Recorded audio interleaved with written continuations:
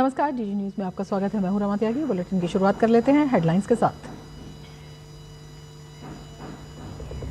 प्रधानमंत्री नरेंद्र मोदी ने केंद्रीय राज्य मंत्री डॉक्टर एल मुरुगन के आवास पर आयोजित पोंगल उत्सव में लिया हिस्सा। पोंगल को बताया प्रगति, परिवार और समाज के बीच सौहार्दपूर्ण संतुलन बनाए रखने वाला पर्व।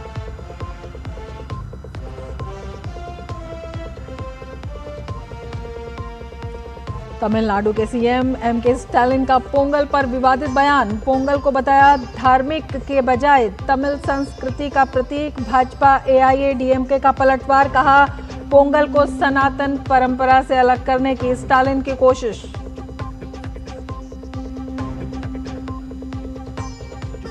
नक्सल मुक्त भारत अभियान को मिली बड़ी सफलता। लाल आतंक गिन रहा है अपनी अंतिम सांसें। छत्तीसगढ़ के सुकमा में 29 माओवादियों ने किया सरेंडर। मुख्य धारा में लौटने का किया फैसला।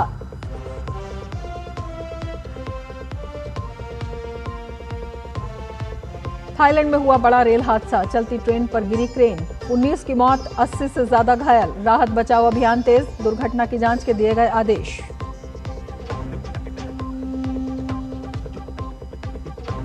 और राजकोट में भारत न्यूजीलैंड के बीच खेला जा रहा है दूसरा वनडे। भारत की सधी हुई शुरुआत। सलामी जोड़ी के बीच हुई अर्धशतकीय साझेदारी।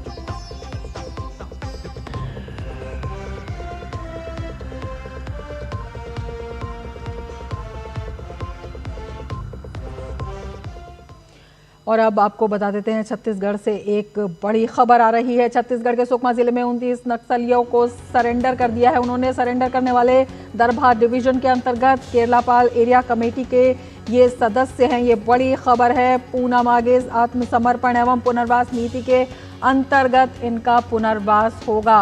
29 नक्सलियों ने सरेंडर किया है। नक्सल मुक्त भारत अभियान को बड़ी सफलता इससे मिली है। छत्तीसगढ़ से ये बड़ी खबर आ रही है। छत्तीसगढ़ के सुकमा जिले में 29 नक्सलियों ने सरेंडर किया है। ये बड़ी सफलता है सरकार की नीति की। सरेंडर करने वाले दरभा डिवीजन के अंतर्गत केरला पार एरिया कमेटी के सदस्य हैं। तो ये छत्तीसगढ़ से बड़ी खबर आ रही है। और ये पूना मागेम यानी आत्मसमर्पण एवं पुनर्वास नीति के अंतर्गत इनका पुनर्वास होगा। नक्सल मुक्त भारत अभियान को बड़ी सफलता इससे मिली है। 29 नक्सलियों ने आत्मसमर्पण किया है। छत्तीसगढ़ के सुकमा जिले में 29 नक्सलियों का सरेंडर, बड़ी खबर आ रही है। छत्तीसगढ़ से दरबा डिवीजन से हैं ये सभी नक्सली। सरेंडर किया है और इनका पुनर्वास भी होगा। पूना मागेम नीति के तहत आत्मसमर्पण एवं पुनर्वास नीति के अंतर्गत इनका पुनर्वास होगा। तो छत्तीसगढ़ के सुकमा में 29 नक्सलियों ने सरेंडर किया है। सरकार के नक्सल मुक्त अभियान को देखते हुए ये बड़ी सफलता कही जा रही है। ये बड़ी सफलता है। 29 नक्सलियों ने सरेंडर किया है छत्तीसगढ़ के सुकमा जिले से। और ये दरभा डिवीजन के अंतर्गत केरला पार एरिया कमेटी के सदस्य हैं। सरकार का संकल्प है नक्सल मुक्त भारत अभियान और उसको एक बड़ी सफलता 29 नक्सलियों ने आत्मसमर्पण किया है। नक्सल मुक्त भारत अभियान को बड़ी सफलता मिली है छत्तीसगढ़ में। ये ब्रेकिंग न्यूज आ रही है छत्तीसगढ़ से। सुकमा जिले से 29 नक्सलियों का सरेंडर। हमारे साथ रायपुर से सोमेश हमारे संवाददाता इस वक्त जुड़े हुए हैं। सोमेश, सरकार के नक्सल मुक्त भारत अभियान को बड़ी सफलता। जी जरूर, आपको मैं बताना चाहूंगा नक्सल मुक्त अभियान को लेकर जिस तरह से छत्तीसगढ़ के बस्तर में जिस तरह से सुरक्षा बल के जवान नक्सलियों के कोर इलाकों में भी जा रहे हैं और सुरक्षा बल को बड़ी सफलता मिल रही है। और आज उसी के तहत बस्तर के इलाके में सुरक्षा बलों ने सुकमा जिले में जिस तरह से 29 जो माओवादी थे, 29 नक्सली थे जिन्होंने आत्मसमर्पण किया है। कुल मिला के ये कहा जा सकता है कि जो डेडलाइन तय किया गया था कि 2026 तक, मार्च 2026 तक नक्सलवाद का खात्मा किया जाएगा, जिसके लिए करीबन 90 दिन ही बचे हैं।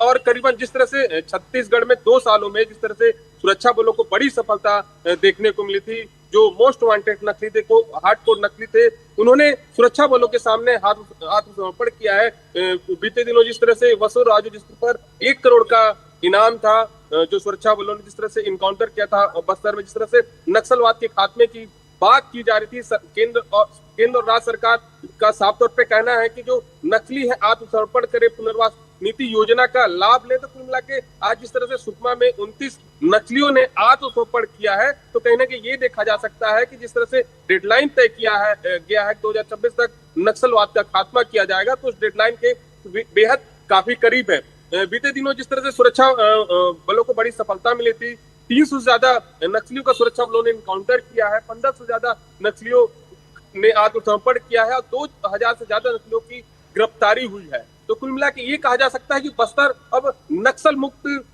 देखने को मिल रहा है। जी बिल्कुल। सुमेश, आपसे ये भी समझना चाहेंगे, ये जो नक्सलियों ने समर्पण किया है अपने आप में दिखाता है कि जो युवा या जो लोग कभी दिग्भ्रमित हो गए थे वो अब वापस पटरी पर लौट रहे हैं, उनका विश्वास जो है व्यवस्था में लौट रहा है।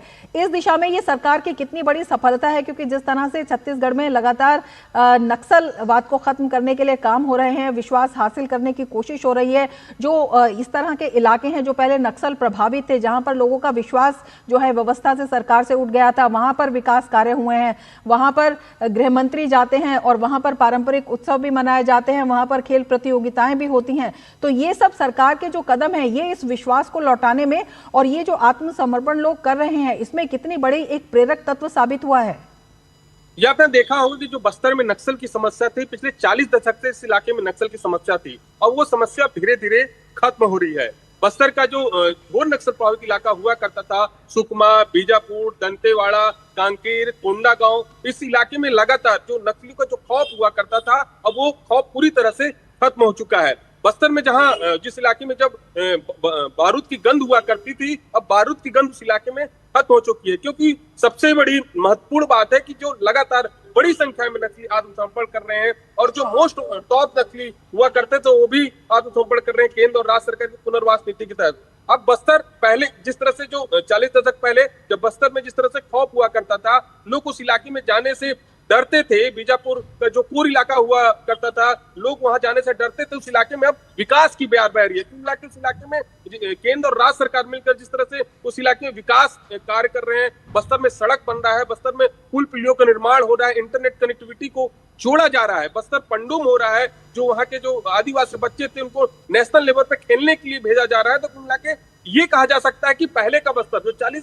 दशक पहले बस्तर हुआ करता था, बस्तर के जो इलाके में जो खौफ हुआ करता था, वो धीरे धीरे अब समाप्त हो रहा है और करीबन 90 दिन शेष रह गए हैं उस नक्सल समस्या का खत्म होने को लेकर, इससे छत्तीसगढ़ पूरा नक्सल मुक्त हो जाएगा। बिल्कुल बिल्कुल। इनके जो पुनर्वास की बात हो रही है वो भी आपसे समझना चाहेंगे, किस तरह से जो है इनका पुनर्वास होगा, और दूसरा ये भी कि जो पहले की जो सक्सेस स्टोरीज आई हैं, उन्होंने भी इस तरह के जो लोग हैं जो अभी भी फंसे हुए थे और बाहर निकल रहे हैं, उनको एक बड़ी प्रेरणा दी है। आपने देखा होगा पिछले 2 सालों में जिस तरह से केंद्रीय एजेंसियां और राज्य सरकार मिलकर लगातार एक जो सकारात्मक खबर उस इलाके से देखने को मिली, चाहे सुकमा का इलाका हो, कांकेर का इलाका हो, बीजापुर का इलाका हो, बड़े संख्या में जो मोस्ट वांटेड नक्सली थे वो सरेंडर किए हैं। उनके साथ जो पुनर्वास नीति के तहत केंद्र सरकार और राज्य सरकार जो पुनर्वास नीति चला रही है, केंद्र सरकार और राज्य सरकार का साफ तौर पे कहना है कि जो सरकार की जो स्कीम है उनकी नीतियों का लाभ ले, पुनर्वास नीतियों का लाभ ले। जो बंदूक जिन्होंने उठाया है वो बंदूक जो सुरक्षा बलों के सामने वो रख दें, क्योंकि कहीं ना कहीं इसमें जो नकली जो पुनर्विचारधारा उनके समय जो पेशकश की गई थी, विचारधारा कहीं ना कहीं ये देखने को मिला है कि बस्तर का जो क्षेत्र था, जो सुकमा का क्षेत्र था, बीते दिनों एक जो मोस्ट वांटेड जो नकली माना जाता था सुकमा जिले का पुवर्ती गांव का था हिडमा, आपने देखा होगा कि कई जो उस इलाके में जो सुकमा का क्षेत्र था, उस इलाके में पुवर्ती गांव में कभी कोई विकास देखने को नहीं मिला था, लेकिन आज इलाके में सड़क बन गए हैं, स्कूल बन गए हैं, पुल पुलियों का निर्माण हो चुका है, सरकार की जो स्कीम है उस स्कीम का उस इलाके में लाभ मिल रहा है। बीजापुर का जो घोर नक्सल प्रभावित इलाका था, चाहे मैं जो अबुझमाड़ इलाके की बात करूं, तो उस इलाके में जिस तरह से सरकार की योजना, केंद्र सरकार की योजना का लोगों को लाभ मिल रहा था, लोग स्कूल जो बच्चे थे स्कूल जाने से डरते थे नक्सलियों के खौफ की वजह से, अब बच्चे स्कूल जा रहे हैं। तो कुल मिला के जो 40 दशक से उस इलाके में जो नक्सलियों का खौफ हुआ करता था, नक्सलियों का जो दहशत हुआ करता था उस इलाके में, वो दहशत पूरी तरह से खत्म हो रही है। बिल्कुल, जहां पर पहले खौफ हुआ करता था वहां पर विकास की बयार बहती हुई दिखाई दे रही है। और अपने आप में जो सिस्टम में विश्वास है वो आ रहा है, सुरक्षा व्यवस्था है वो बेहद वहां पर कड़ी की गई है। बहुत शुक्रिया सोमेश, आप नज़र बनाए रखिए। तमाम जानकारी के लिए बहुत ज़्यादा शुक्रिया आपका। और बता सकते हैं कि सरकार के नक्सल मुक्त भारत अभियान को एक बड़ी सफलता मिली है। छत्तीसगढ़ में 29 नक्सलियों ने सरेंडर किया है। आगे बढ़ेंगे बुलेटिन में, लेकिन फिलहाल ले लेते हैं एक ब्रेक। आप देखते रहिए DG न्यूज़।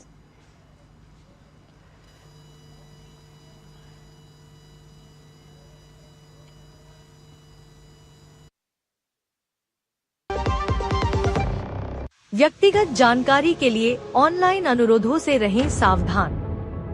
कुछ भी जानकारी देने से पहले जरूर सोचें। कोई भी वैधानिक कंपनी फोन या इंटरनेट पर आपसे निजी जानकारी कभी भी नहीं मांगती। इसलिए ऐसे कॉल या ईमेल आने पर अपनी जानकारी देने से पहले समझदारी दिखाएं और सावधानी बरतें। टिंग टिंग, आपके लिए एक फेस्टिवल ऑफर है। QR कोड स्कैन करो, UPI पिन डालो और 10,000 रुपए आपके बैंक अकाउंट में। पिन डालूंगा तो पैसा खट से आएगा नहीं, झट से कट जाएगा। मैं मूर्ख नहीं हूँ। आलिया, UPI कहता है UPI पिन पैसे भेजने के लिए होता है, पाने के लिए नहीं। इस बात को याद रखें और कहें मैं मूर्ख नहीं।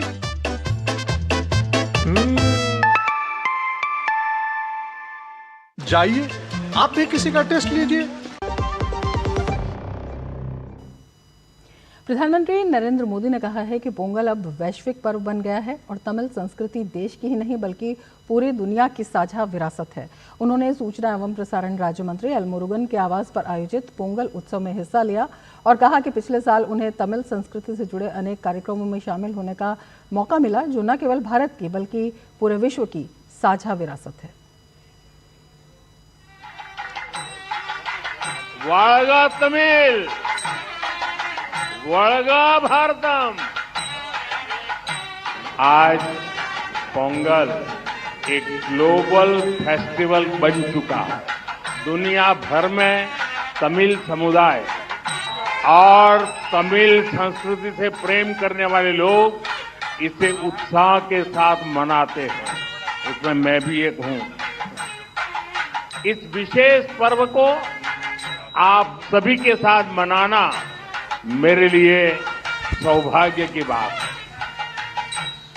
हमारे तमिल जीवन में पोंगल एक सुखद अनुभूति की तरह है। इसमें अन्नदाता की मेहनत, धरती और सूर्य के प्रति आभार का भाव है। साथ ही ये पर्व हमें प्रकृति, परिवार और समाज में संतुलन बनाने का रास्ता दिखाता है। आप सभी को पोंगल की बहुत बहुत बधाई, बहुत बहुत धन्यवाद। वणक्कम। और सीधे मस्कट ले चलते हैं, जहां पर सर्बानंद सोनोवाल अपना संबोधन दे रहे हैं। विकसित Bharat by 2047, Oman is progressing steadily under the vision of 2040. Friends, INSB Kondinia is a shining example of Honorable Prime Minister Sri Narendra Modi's visionary leadership. It was his resolve to revive India's ancient shipbuilding genius and present it proudly before the world. Crafted with traditional technique and indigenous material, this vessel reflects the timeless strength of our maritime heritage, marked by skill, courage, and enduring innovation. The ship draws inspiration from 5th century vessel depicted in Ajanta Cave and is named after the legendary Indian sailor Kondinya, symbolizing India's spirit of exploration. The voyage from Porbandar to Muscat retraced ancient trade routes that once linked India and Oman, reconnecting our past to our present. India and Oman's maritime linkages are thousands of years old. This water, once traversed by our ancestors, continue to unite us. Our bilateral relation, guided by our honorable Prime Ministers, have scaled new height with the signing of CEPA and an MOU on maritime heritage and adoption of joint vision of maritime cooperation, among others, during his visit to Oman in December 2025. In the last 11 years, under the dynamic leadership of Honorable Prime Minister Narendra Modi ji, India's maritime sector has undergone a historic transformation. Cargo traffic at major ports have increased by 52%, reaching over 1,594 million metric ton. Cargo moves through inland waterways has registered a remarkable 700% growth, and the number of operational waterways has expanded tenfold from just 3 to 32. The strength of Indian seafarers has doubled, now crossing 3.2 lakhs. In the cruise tourism sector has grown 4 times, signaling India's emergence as a modern maritime hub. The upcoming National Maritime Heritage Complex at Lothal, Gujarat, envisioned and guided by Honorable Prime Minister Narendra Modi ji, is another proud symbol of our renewed national confidence, where our rich maritime tradition will be preserved and celebrated for generations to come. Friends, I also appreciate the Indian community in Oman, especially those with ancestral ties to coastal trade, for nurturing these bonds across generations. The ambitious publication, Mandri to Muscat, is a timely recognition of their legacy. Let us continue to build on this ancient friendship with renewed vigor and shared purpose. Thank you. Long live India-Oman friendship. Shukran, Jas-e-an. Thank you. Jai Hind. Bharat Mata ki. Bharat Mata ki. Bharat Mata ki. Thank you. केंद्रीय मंत्री सर्बानंद सोनोवाल का Muscat से आप संबोधन सुन रहे थे। भारतीय नौसेना का पोत कौंडिन्य ओमान पहुंच गया है और अपने आप में बेहद महत्वपूर्ण है। ये भारत और ओमान के बीच ये जो समुद्री रास्ता है, इसमें जो समुद्री पारंपरिक विरासत है उसको मजबूत करने का और स्ट्रेटेजिक रूप से भी ये काफ़ी महत्वपूर्ण है। और केंद्रीय मंत्री ने इसे प्रधानमंत्री के मैरीटाइम विजन की एक परिणति बताया है और बताया है कि किस तरह से ये संबंध लगातार प्रधानमंत्री के निर्देशन में, उनके मार्गदर्शन में मजबूत हो रहे हैं। आगे बढ़ेंगे, लेकिन उससे पहले लेते हैं एक ब्रेक। आप बने रहिए डीडी न्यूज़ के साथ। व्यक्तिगत जानकारी के लिए ऑनलाइन अनुरोधों से रहें सावधान। कुछ भी जानकारी देने से पहले जरूर सोचें। कोई भी वैधानिक कंपनी फोन या इंटरनेट पर आपसे निजी जानकारी कभी भी नहीं मांगती, इसलिए ऐसे कॉल या ईमेल आने पर अपनी जानकारी देने से पहले समझदारी दिखाएं और सावधानी बरतें।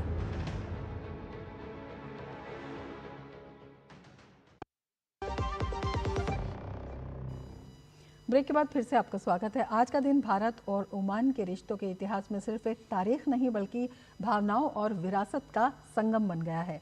भारत में हाथ से सिल कर तैयार किया गया पारंपरिक जहाज INSV कौंडिन्य 18 दिन की लंबी समुद्री यात्रा के बाद ओमान की समुद्री सीमा में प्रवेश कर चुका है।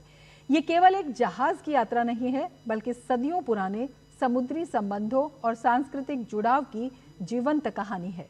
ओमान में रहने वाले लोग भी इसे भारत ओमान रिश्तों के लिए एक स्वर्णिम और ऐतिहासिक क्षण मान रहे हैं।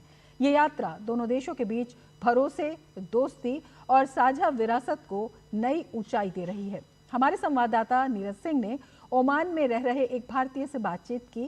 क्या कुछ उन्होंने अपने अनुभव साझा करते हुए कहा, आइए आपको दिखाते हैं। अलकेश जी इस समय हमारे साथ हैं, जो खुद पोरबंदर से हैं। अलकेश जी, कैसे देख रहे हैं इस यात्रा को? एक पुराना रूट और एक पुराना तरीका, क्योंकि जहाज में ना इंजन है, ना कोई मशीन है, ना कोई कील है और ना कोई लोहा है। तो पुराने ज़माने की एक तरीके से याद दिला दी और ये बताया कि भारत और ओमान के रिश्ते किस तरह के हैं। अगर हम देखें कि ये जो रिश्ता भारत और ओमान का रिश्ता है, ये अभी PM मोदी जी के आने से comprehensive economic partnership agreement sign हुआ। तो ये जो पूरा जो आयोजन है, जो संजीव सान्याल जी का जो आइडिया था कि एक ऐसा बोट लाया जाए जो 1500 साल पहले चलता था विदाउट एनी नेल्स और स्टील, तो पूरा वुड से बना हुआ। करंट चैलेंजेस जो हैं कि आजकल जो नेविगेशन टेक्निक्स जो है, नेविगेशन टूल्स है, वो सब कुछ भी नहीं है उसमें, और उसको वेंचर आउट करना बहुत बड़ा उपलब्धि का काम है। It helps establish cultural ties with Oman and India. आप खुद पोरबंदर से हैं और सीधे आपको मस्कट ले चलते हैं जहां पर संदीप सान्याल अपना संबोधन दे रहे हैं। Then of course I must thank the Ministry of Culture and the Indian Navy for then coming together to sort of put this project together, put the finances, put the logistics and so on. And then it took us some years to, of course, build it. Having built it, we put it in the water about a year ago, and then it was taken into the Navy as INSV Kaundinya. The name, by the way, has some significance. Kaundinya is the first Indian mariner of whom we know of by name. He sailed from somewhere on our eastern coast, so not this way but the other way, to Vietnam, what is now Vietnam and Cambodia. He married a local princess and set up a kingdom there. So unfortunately he's almost forgotten in India, but he's a very big figure in the history of Cambodia. So we thought we will name him after the earliest known Indian mariner that we know of by name. But of course the history of Indian shipping doesn't just go back to the time of this ship, which is about from the period of the Gupta period, 1500 years ago. It's directly inspired by a painting in the Ajanta caves, but also by other information that I gathered along the way. Coins from the Satvahana period about 2000 years ago, a book called the Yukti Kalpataru from about 1200 years ago, and many other sources as well. And that allowed us to envision what a ship stitched together from that period may have looked like. But then actually building it was quite an experience, and thankfully we had the help of a traditional shipwright called Babu Sankaran, who remembered how his ancestors had put it together. Even he didn't fully know, but there was the advantage that he had been a part of the Jeweller Muscat team. So he had had one round of experience. So we brought him into the team, and so he really was helpful. And then of course we got the entire Indian Navy sort of backing us in a way. I must say I really am grateful to all of you. So all of you over there, thank you. You were real support. And then came the minor issue of sailing it. When we built it, most people assumed that the plan was to simply, build it, maybe sail it a little bit and put it in a museum. But then, what would be the fun of that? So we decided that we were going to attempt to sail it along some of the traditional routes that they sailed. So some of them were towards the west and some to the east. So while we were thinking about this, His Majesty the Sultan of Oman was visiting Delhi about 2 years ago, and in the joint communique, His Majesty and our Honorable Prime Minister put together a passing paragraph which mentioned that this Stitch ship project was going to do its maiden voyage to Oman. So that was it. We took it up as a challenge, and it is absolutely something that makes sense, because in fact this ship is of course from 1600 years ago, but you have to remember that India and Oman have been trading for at least 5,000 years. Some of the oldest findings in Oman, for example, are from the Harappan cities. There are beads, there is a comb, by the way, and all kinds of other things. And what were they importing? What were the Indians importing on the other side? Well, they were importing copper. And if you go into the mountains just behind us, even further out, there are these beehive sort of conical structures out in the desert, which were his ancient copper mines that the then Omanis were mining. And it's always been a mystery who they were trading with, but of course they were trading with the Indians, because a lot of Indian products have been found in and around some of those copper mines. So this is a very, very old relationship, so it makes absolute sense that when we build an ancient ship, we should be right here. Then we did several months of training and trials to make sure the ship was shipworthy, and a team of absolutely amazing 17 men came together under the leadership of Captain Vikas. Where are you? There you are.